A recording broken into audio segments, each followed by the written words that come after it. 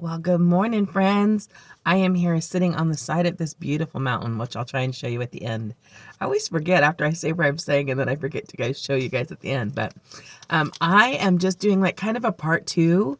Over the weekend, I took some time out by the coast and I did a short with an introduction to kind of what I've been studying lately and looking at in the healing power of touch.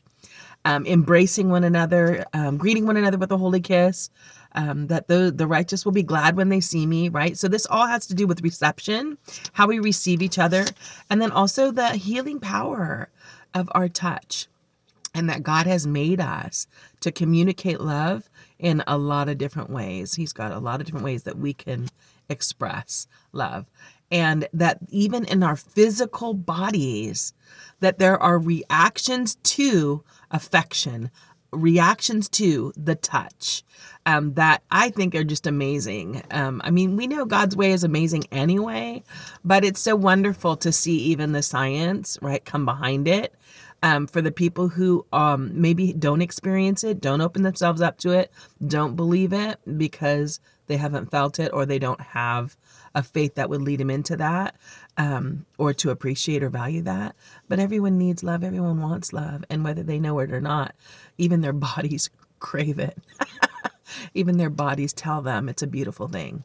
So I was just going to go over some of the things I was reading. So I used to always say, and I used to draw. Like one of the very first things I used to draw was I called it a warm fuzzy. So when I would sign off, I would usually do like a heart, and then I would do a fuzzy, and it looked like this just jaggedy ball. And then I made little feet to him and little hands, right? And little face inside.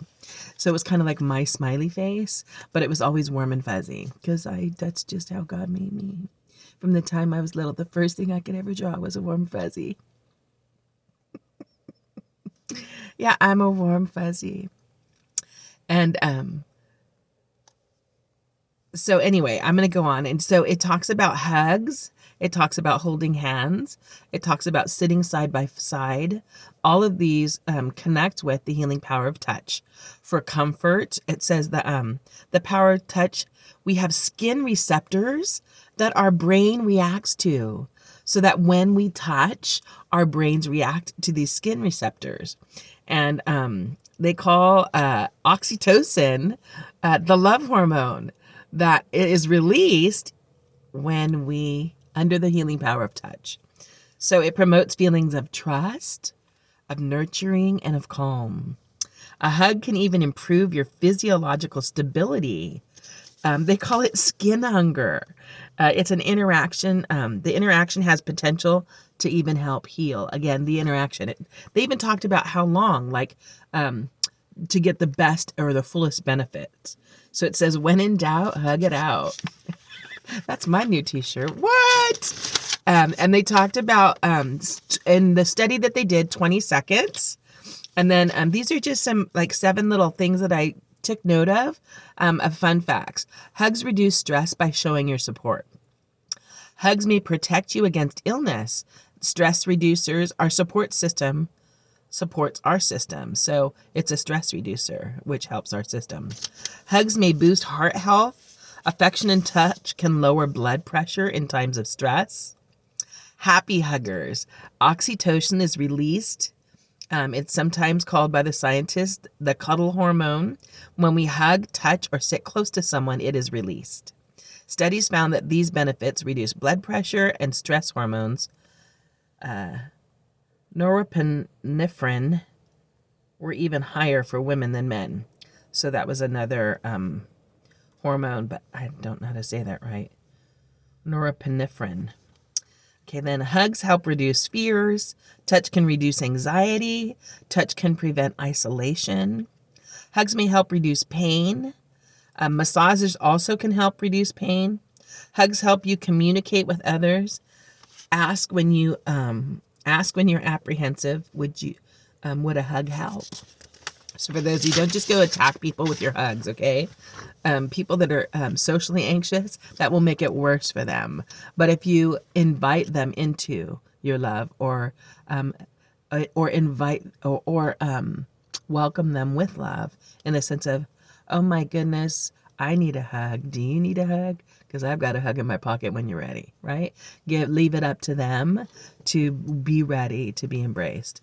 Hugs are body language that communicates, I'm here. I'm showing support. You're not alone. You're safe. I'm sorry it hurts, or it's hard, or you're mad. I care. You're loved. I see you. I value you. Like social distancing wasn't challenging enough, we live in a time where we use technology as a communication tool most of the time. And though it is convenient, physical contact and encounter has become rarer and rarer. Nurture your connections and touch.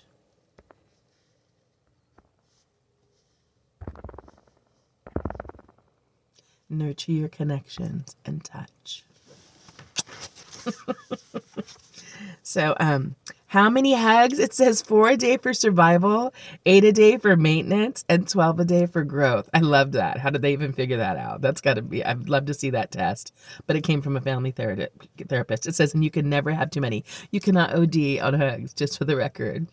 You might become addicted, but you can't OD. Many are touch deprived due to solitary lives or busy lives or reduced social interaction. So, if you want to nurture your connections, want to feel better about yourself, want to reduce stress, improve communication, and be happier and healthier, it seems that giving and asking for hugs is a great place to start. So, that's my 2 cents on hugs today. And I hope, oh, one more thing. Holding hands syncs brainwaves and pain is eased. What? Yeah. So those are all some things that I enjoyed learning, and I'm still digging. If I find any more nuggets, I will bring them to you. In the meantime, have a great and glorious, love-filled, my friends, and victorious day. Bye for now. I'm hugging you. I'm hugging you. I'm making you feel the warm embrace. Yeah, you're right. It's not quite the same. So let's, come see me. I got 2 arms and 1 heart. And I can give you a nice big hold on hug.